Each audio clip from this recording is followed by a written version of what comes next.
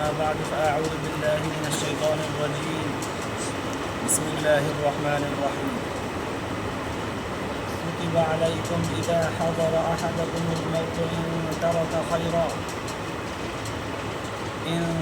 خيرا الوصية للوالدين والأقربين بالمعروف حقا على المتقين فمن بدله بعدما سمعه فإنما إثمه على الذين يبدلونه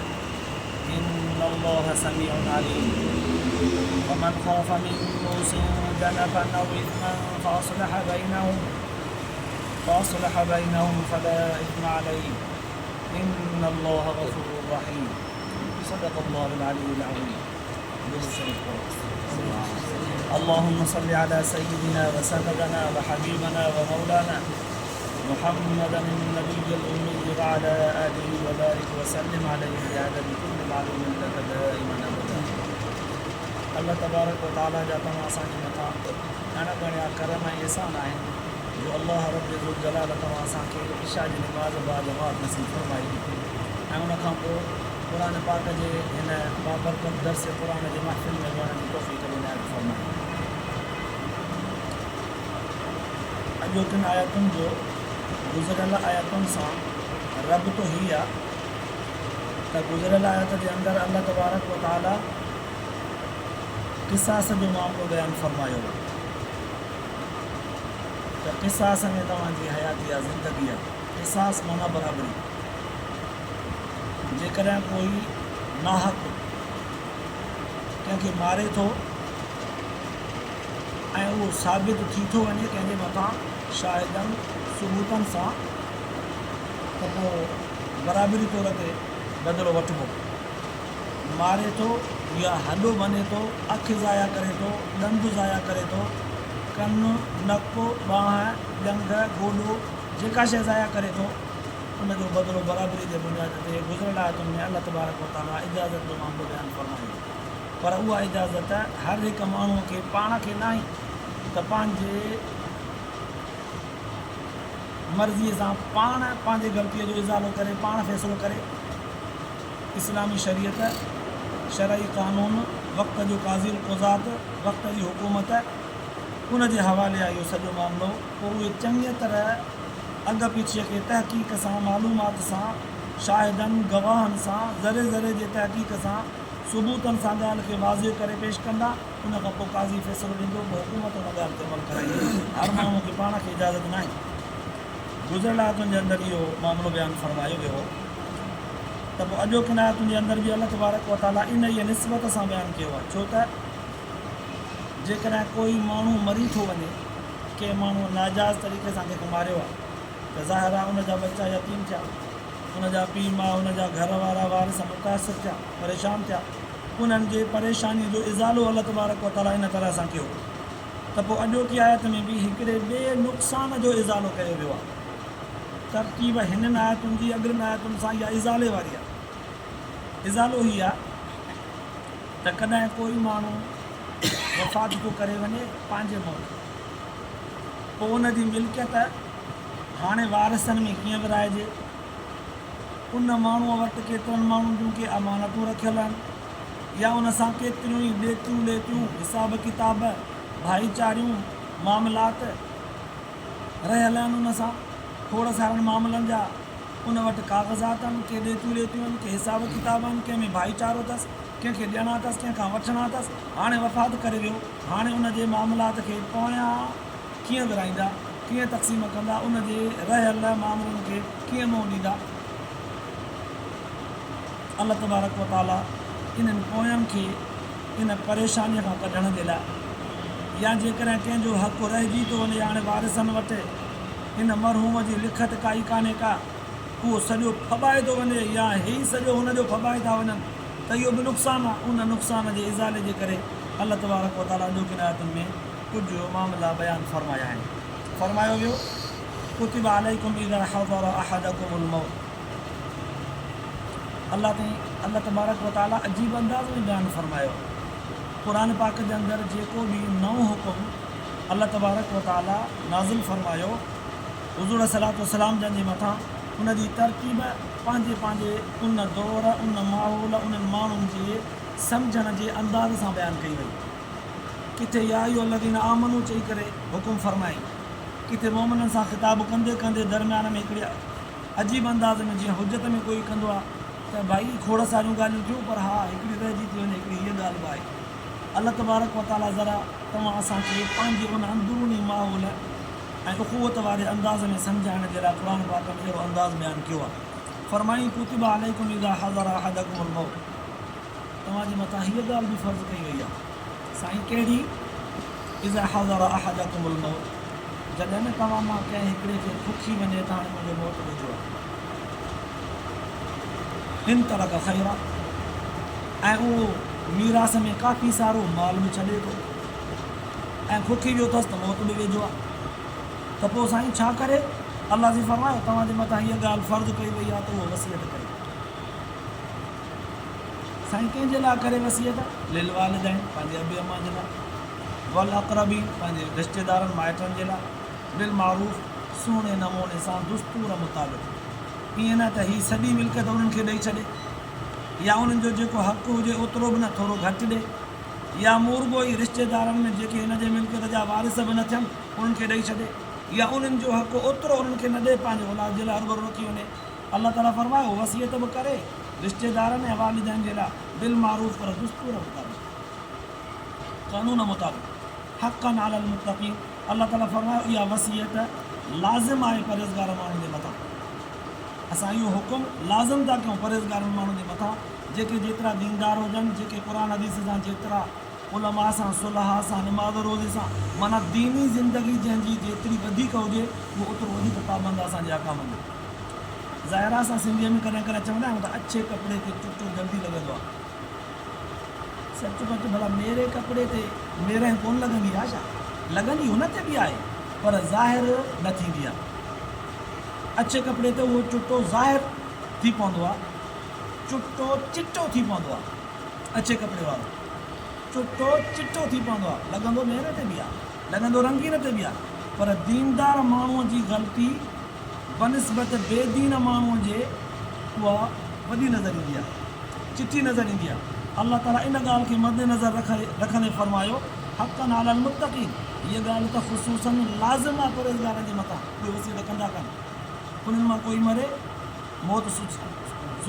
खुखी वञेसि, सुझेसि थो त वसियत करे वञे। सवाल पैदा थियो सम्झण जे लाइ, साईं हुन त वसियत कई, जेकी अॻियां वेठा हुआसीं 2 या 1 या 5 माण्हू,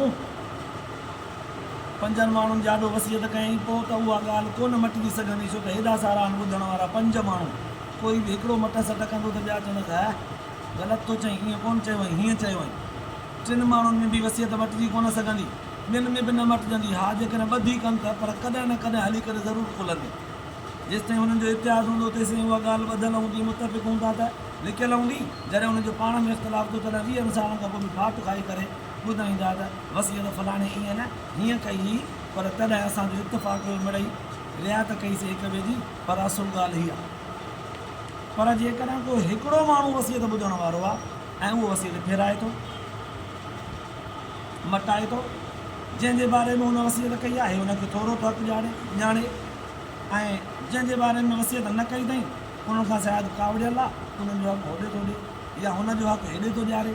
वसियत हिन ॿुधी आहे, हाणे मटाए थो ॿुधण वारो माण्हू। अल्लाह तबारक व ताला फरमायो सम्झण जे लाइ इहो सुवाल हो त पोइ ॾोहो कंहिं ते, वसियत करण वारे ते या वसियत फेराइण वारे ते? अल्लाह ताला फरमायो फमन बदलहू बाद मां समिअहू, वसियत ॿुधण खां पोइ जेको हुनखे तब्दील थो करे फइन्नमा इस्मुहु अलल लज़ीना युबद्दिलूनहू, पोइ हिन जो ॾोहो उन माण्हूअ ते आहे जेको हुनखे मटाए। इन्नल्लाह समीउन अलीम, अल्लाह तबारक व ताला तव्हांजूं ॻाल्हियूं ॿुधंदड़ बि आहे, ॼाणींदड़ बि आहे। रब ॿुधे थो, जेको वसियत करे थो उनखे बि, ऐं जेको वसियत ॿुधी ॿियनि खे ॿुधाए थो ग़लति सलत या मटाए करे उनखे बि रब ॿुधे थो ऐं ॼाणे बि थो त हक़ीक़त हिन में छा आहे।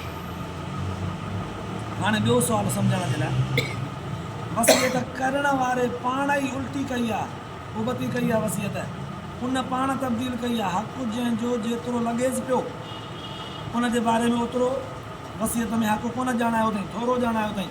या जंहिंजो थोरो उनखे वाधारो ॼाणायो अथई, उन वसियत करण वारे पाण में फाल्टो, उन वसियत ग़लति कई आहे, उहो अल्लाह तबारक व तआला फरमायो हा फमन ख़ाफ़ मिन मूसिन जनफन वसियत करण वारे माण्हूअ में जेकॾहिं तव्हांखे ख़ौफ़ थियो आहे तरफ़दारी थो करे कंहिं हिकिड़े पासे ऐं इस्मन फ़अस्लह बैनहुम फला इस्म अलैह अल्लाह जी फरमायो इहो ॾोह बि उनजे मथां हूंदो पोइ हू ग़लती थो करे बेख़बरीअ में कॾहिं ईअं थींदो त बेख़बरीअ में ग़लती कंदो कॾहिं ॼाणी वाणी कंहिंखे कसु लॻाईंदो पोइ जंहिंखे कसु लॻंदी त उहे विढ़ंदा असांजो हक़ु हेतिरो आहे असांखे वरी मिले हेतिरो थो या असांजो हक़ु हेतिरो हुयो हुन वीचारे खे ख़बर कान हुई ॼाण कोन हुअसि त केतिरो असांजो हक़ु लॻंदो तॾहिं हुन इहा ॻाल्हि कई तंहिंजे करे हुनजे ॻाल्हि खे कोन वठिबो जेको हक़ीक़ी हक़ु आहे उहो मिले पोइ हाणे इख़्तिलाफ़ु थींदो अल्लाह तबारक व तआला फरमायो फ़अस्लह बैनहुम पोइ तव्हां हुनजे वसियत खे छॾियो इन्हनि ॿिन्हिनि धुरियुनि जे विच में इस्लाह कयो इस्लाह करण में तव्हां वसियत खे छॾे ॾियो अमल करणु वसियत ते छॾे ॾियो उनजो तव्हां ते कोई अर्ज़ु कोन्हे छो त पहिरीं आयत बयानु कयो त वसियत मटायो न ॾोह थींदव हाणे हिते बि त ॿिन्हिनि जी इस्लाह ख़ातिर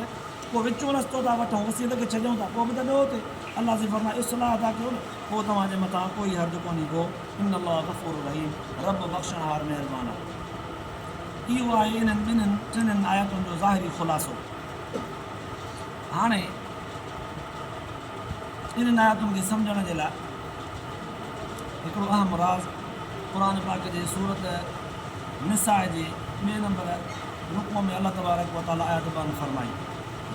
हिन आयत में त अल्लाह ताला चिटो बयानु कयो त तव्हांजे मथां वसियत फ़र्ज़ु आहे वसियत फ़र्ज़ु आहे अॻिते हली करे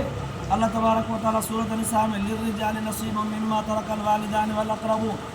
वलिन्निसाइ नसीबुम मिम्मा तरकल वालिदान वल अक़रबून लफ़्ज़ फरमाया हर हिकु माण्हूअ जो मीरास में हिसो केतिरो आहे उहो बयानु करे छॾियो पीउ जो केतिरो आहे औलाद जे हूंदे माउ जो केतिरो आहे घरवारी जो केतिरो आहे औलाद जे हूंदे जे औलाद कोन्हसि त घरवारी जो केतिरो आहे जे औलाद कोन्हसि त अबे अमा जो केतिरो आहे पुट जो केतिरो आहे न्याणी जो केतिरो आहे जेकॾहिं पुटु आहे ॿिए पुट जो पोटो आहे हेॾां पुटु आहे होॾां पोटो आहे पोटे जे हूंदे पुट खे मिलंदो या न मिलंदो पीउ जे हूंदे पोटे खे पुट खे मिलंदो या न मिलंदो पोटो वारिस थींदो या न थींदो इहे सभु मसाला अल्लाह तबारक व तआला जॾहिं उते बयानु करे छॾिया त हिन आयत जो बयानु करण वारो जेको पहिरियां इब्तिदाई मक़सदु हो उहो फ़ौत थी वियो छो त इब्तिदा इस्लाम में इस्लाम अञा नओं नाफ़िज़ थिए पियो क़ुर पाक आहिस्ते आहिस्ते नओं नाज़िल थियणु शुरू कयो हो अरब क़ौम में पुराणी हिकिड़ी आदत हूंदी हुई जॾहिं मरंदा हुआ त वसियत कंदा पोइ उन्हनि जी मर्ज़ी हूंदी हुई जंहिंजे लाइ कनि सॼो ई माल पंहिंजे औलाद में कंहिं हिकिड़े खे ॾेई छॾनि त बि उनजी मर्ज़ी या सॼो ई कंहिं भाइटे खे ॾेई छॾनि त बि उनजी मर्ज़ी सॼो ई को लेपालक ॿार वठी करे पालनि पोइ उनखे जंगजू बनाइनि सॼो माल उनजे लाइ वसियत में चई छॾनि त बि उन्हनि जी मर्ज़ी पोइ जंहिंजी वसियत थी वई उन ॻाल्हि ते टिकी बीहंदा हर हाल में उनखे माल ॾींदा पोइ भले औलाद मारूं थिए त थिए उन पुराणी जाहिलियत वारी रस्म ऐं रवाज खे ख़तमु करण लाइ अल्लाह ताला ही आयतूं नाज़िल फरमायूं त वसियत कयो पर दुस्तूर मुताबिक़ ऐं पहिरियां वालिदैन जो हक़ु कढो छो त सभ खां पहिरियां तव्हांखे हक़ु ॾींदो आहे पोइ तव्हांजा रिश्तेदार पोइ वरी तव्हांजो औलाद आहे पर जॾहिं क़ुर पाक ॿी आयत में सभिनी जो हिसो बयानु करे छॾियो त हाणे हिन आयत जे नाज़िल थियण जो जेको मक़सदु हो हाणे उन खां मथे ॿियो मसइलो वज़ाहत सां बयानु थी वियो त इहा गोया के क़ुर पाक जे इस्तिलाह में नासिख़ ऐं मनसूख़ जो मसइलो थी पवंदो आहे जीअं असांजे आइन में या किताब में या कंहिं दुस्तूर में तरमीम जो मामिलो थींदो आहे कॾहिं हिकिड़ी ॻाल्हि लिखबी आहे कुझु वक़्तु ज़माने खां पोइ उन ॻाल्हि जे इस्लाह जे लाइ कुझु उन में के कमियूं रहिजी वेंदियूं आहिनि पोइ इस्लाह जे लाइ तरमीम करणी पवंदी आहे नऊज़ बिल्लाह क़ुर पाक जे हिन आयत में का कमी कान हुई अल्लाह तबारक व तआला आहिस्ते आहिस्ते माण्हुनि खे उन दौर जे मुस्लमाननि खे इस्लाम ते पाबंद करण जे लाइ तदरीजी तौर ते अहकाम नाज़िल फरमाया कमी कान हुई तव्हां असांजे बणायल कानून दुस्तूर में कमी हूंदी आहे पोइ अॻिते हली करे उहा तरमीम करणी पवंदी आहे वक़्त जे तक़ाज़े जे एतबार सां उहा ॻाल्हि असांजी अणपूरी हूंदी आहे तरमीम करे उनखे वधाईंदा आहियूं या खुटाईंदा आहियूं अल्लाह तबारक व तआला जे कानून में तरमीम कान्हे इन जे करे नासिख़ ऐं मनसूख़ जो मामिलो हूंदो आहे हिकिड़ी आयत नाज़िल फरमाई वई इब्तिदा में त बाबा वसियत सां मामले खे हल कयो पोइ हिते अल्लाह तबारक व तआला फरमायो असां सभिनी जा हिसा मीरास में बयानु करे छॾिया हाणे तव्हां वसियत कयो या न कयो तव्हांजी वसियत जी घुरिज ई कान्हे ज़रूरत ई कान्हे अल्लाह जे रसूल सल्लल्लाहु अलैहि वसल्लम जन क़ुरान पाक जे हिन आयत जे नाज़िल थियण खां पोइ जॾहिं सूरत निसा जी आयत नाज़िल थी तॾहिं अल्लाह जे रसूल फरमायो हाणे सूरत निसा वारी आयत हिन आयत खे मनसूख़ करे छॾियो। हाणे इहा आयत हीअ कुतिबा अलैकुम इज़ा हज़र अहदकुमुल मौत, इहे ॿ आयतूं टे लफ़्ज़नि में त मौजूदु आहिनि, अमली तौर ते इन्हनि ते अमल कोन्हे। हाणे उलमा मुहद्दिसीन लिखियो आहे त वसीयत क़ुरान पाक जे हिन आयत में ईअं थो लॻे कुतिब फ़र्ज़ु कई वई आहे।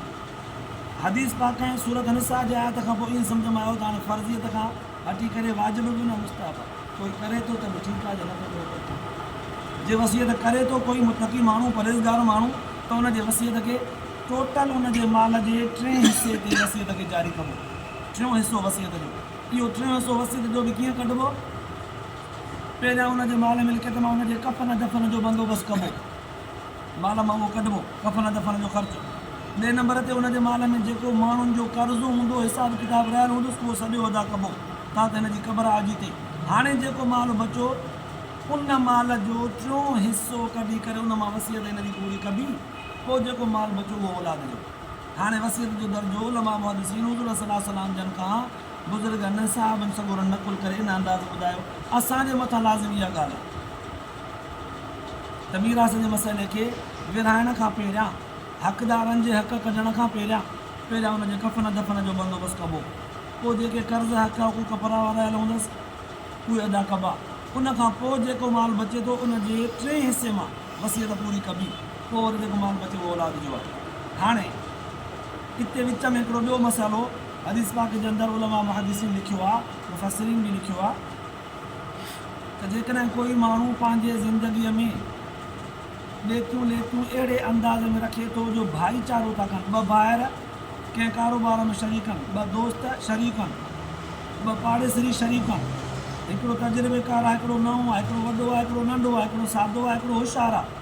उते लाज़िम आहे हीअ साॻी आयत इन जे मथां अमल करणु। हिते वसीयत करे ई करे, छो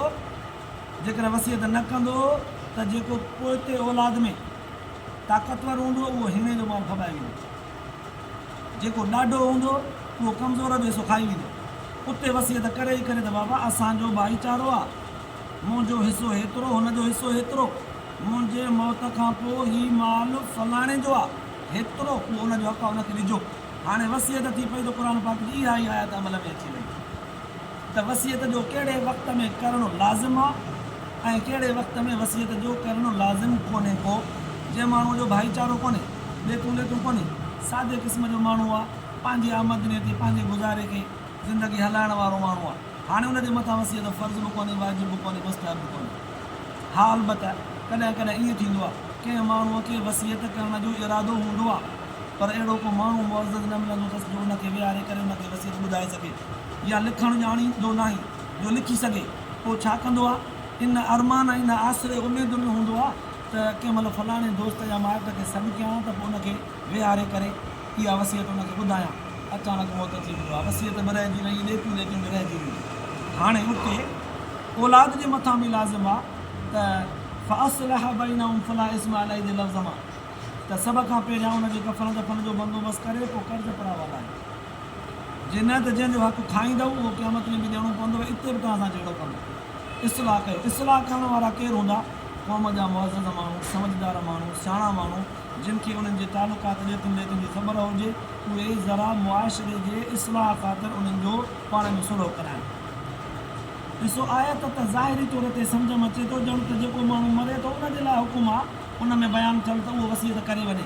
पर जॾहिं गहराईअ सां ॾिठो थिए त इहा आयत उन मयत खे बि सेखारे थी त हक़ हुक़ूक़ परावा हुजनि त वसीयत कजां।